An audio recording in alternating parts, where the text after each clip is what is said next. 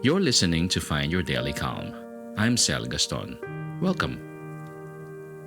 Today you will hear Failure as a Success from the Majesty of Calmness, Individual Problems and Possibilities by William George Jordan.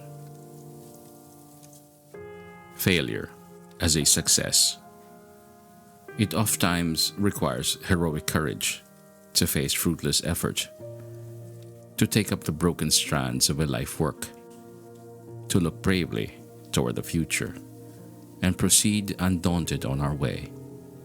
But what to our eyes may seem hopeless failure is often but the dawning of a greater success. It may contain in its debris the foundation material of a mighty purpose, or the revelation of new and higher possibilities. Some years ago, it was proposed to send logs from Canada to New York by a new method. The ingenious plan of Mr. Joggins was to bind great logs together by cables and iron girders, and to tow the cargo as a raft. When the novel craft neared New York and success seemed assured, a terrible storm arose. In the fury of the tempest, the iron band snapped like icicles, and the angry waters scattered the logs far and wide.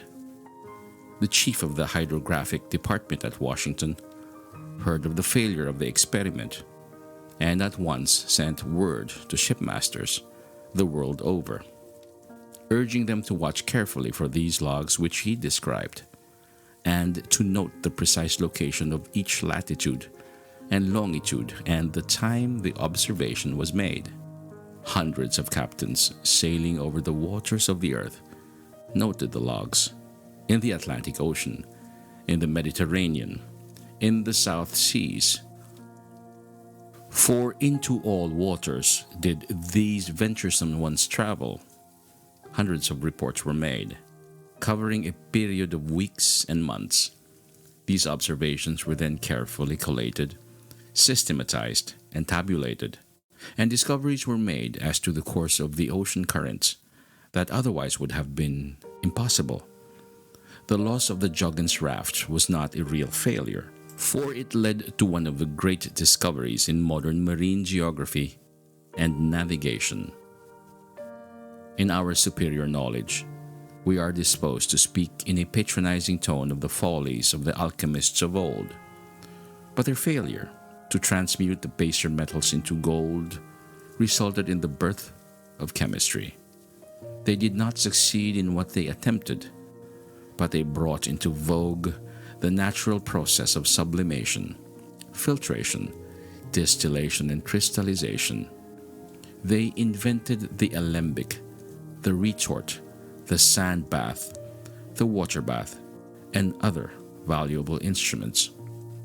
To them is due the discovery of antimony, sulfuric ether, and phosphorus, the cupellation of gold and silver, the determining of the properties of saltpeter and its use in gunpowder, and the discovery of the distillation of essential oils. This was a success of failure, a wondrous process of nature for the highest growth, a mighty lesson of comfort, strength, and encouragement if man would only realize and accept it. Many of our failures sweep us into greater heights of success than we ever hoped for in our wildest dreams. Life is a successive unfolding of success from failure. In discovering America, Columbus failed absolutely. His ingenious reasoning and experiment led him to believe that by sailing westward, he would reach India. Every red man in America carries in his name Indian, the perpetuation of the memory of the failure of Columbus. The Genoese navigator did not reach India. The cargo of souvenirs he took back to Spain to show Ferdinand and Isabella as proofs of his success really attested his failure.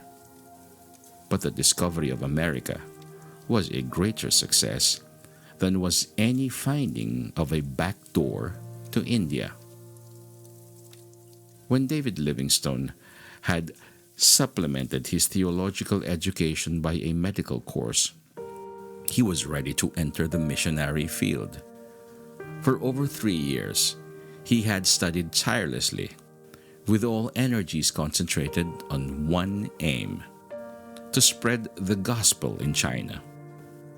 The hour came when he was ready to start out with noble enthusiasm for his chosen work, to consecrate himself and his life to his unselfish ambition.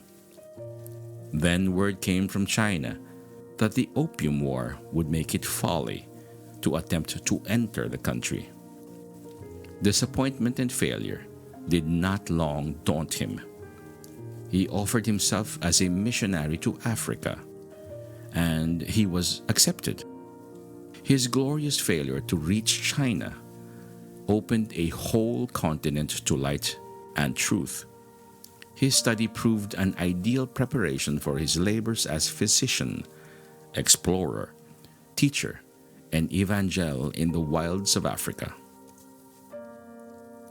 Business, reverses, and the failure of his partner threw upon the broad shoulders and still broader honor and honesty of Sir Walter Scott a burden of responsibility that forced him to write.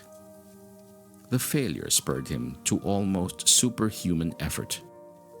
The masterpieces of Scotch historic fiction that have thrilled, entertained, and uplifted millions of his fellow men are a glorious monument on the field of a seeming failure. When Millet, the painter of the Angelus, worked on his almost divine canvas, in which the very air seems pulsing with the regenerating essence of spiritual reverence, he was painting against time. He was antidoting sorrow. He was racing against death. His brushstrokes, put on in the early morning hours before going to his menial duties as a railway porter, in the dusk like that perpetuated on his canvas, meant strength, food, and medicine for the dying wife he adored. The art failure that cast him into the depths of poverty unified with marvelous intensity all the finer elements of his nature. This rare spiritual unity, this purging of all the dross of triviality as he passed through the furnace of poverty, trial, and sorrow, gave eloquence to his brush and enabled him to paint as never before, as no prosperity would have made possible. Failure is often the turning point, the pivot of circumstance that swings us to higher levels. It may not be financial success. It may not be fame. It may be new draughts of spiritual, moral, or mental inspiration that will change us for all the later years of our life. Life is not really what comes to us, but what we get from it. Whether man has had wealth or poverty, failure or success, counts for little when it is past. There is but one question for him to answer, to face boldly and honestly as an individual alone with his conscience and his destiny. How will I let that poverty or wealth affect me? If that trial or deprivation has left me better, truer, nobler, then poverty has been riches, failure has been a success. If wealth has come to me and has made me vain, arrogant, contemptuous, uncharitable, cynical, closing from me all the tenderness of life, all the channels of higher development, of possible goods to my fellow man, making me the mere custodian of a money bag, then wealth has lied to me. It has been failure, not success. It has not been riches. It has been dark, treacherous poverty that stole from me even myself. All things become for us then what we take from them. Failure is one of God's educators. It is experience leading man to higher things. It is the revelation of a way, a path hitherto unknown to us. The best men in the world, those who have made the greatest real successes, look back with serene happiness on their failures. The turning of the face of time shows all things in a wondrously illuminated and satisfying perspective. Many a man is thankful today that some petty success for which he once struggled melted into thin air as his hand sought to clutch it. Failure is often the rock-bottom foundation of real success. If man, in a few instances of his life, can say, "Those failures were the best things in the world that could have happened to me," should he not face new failures with undaunted courage and trust that the miraculous ministry of nature may transform these new stumbling blocks into new stepping stones? Our highest hopes are often destroyed to prepare us for better things. The failure of the caterpillar is the birth of the butterfly. The passing of the bud is the becoming of the rose. The death or destruction of the seed is the prelude to its own resurrection as wheat. It is at night, in the darkest hours, those preceding dawn, that plants grow best, that they most increase in size. May this not be one of nature's gentle showings to man of the times when he grows best, of the darkness of failure that is evolving into the sunlight of success. Let us fear only the failure of not living the right as we see it, leaving the results to the guardianship of the infinite. If we think of any supreme moment of our lives, any great success, any one who is dear to us, and then consider how we reached that moment, that success, that friend, we will be surprised and strengthened by the revelation. As we trace each one back, step by step, through the genealogy of circumstances, we will see how logical has been the course of our joy and success from sorrow and failure, and that what gives us most happiness today is inextricably connected with what once caused us sorrow. Many of the rivers of our greatest prosperity and growth have had their source and their trickling increase in volume among the dark, gloomy recesses of our failure.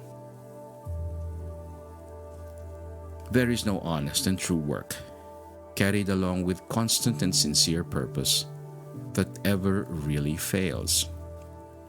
If it sometime seem to be wasted effort, it will prove to us a new lesson of how to walk. The secret of our failures will prove to us the inspiration of possible successes. Man, living with the highest aims ever as best he can, in continuous harmony with them, is a success, no matter what statistics of failure a nearsighted and half-blind world of critics and commentators may lay at his door. High ideals, noble efforts will make seeming failures but trifles. They need not dishearten us. They should prove sources of new strength. The rocky way may prove safer than the slippery path of smoothness. Birds cannot fly best with the wind against it. Ships do not progress in calm when the sails flap idly against the unstrained masts. The alchemy of nature, superior to that of the Paracelsians, constantly transmutes the baser metals of failure into the later pure gold of higher success, if the mind of the worker be kept true, constant and untiring in the service and he have that sublime courage that defies fate to its worst while he does his best.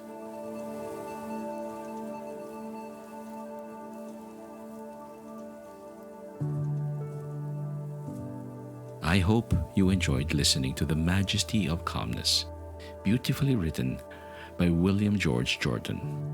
May you be well, may you be at ease, and may the majesty of calm peace be upon you.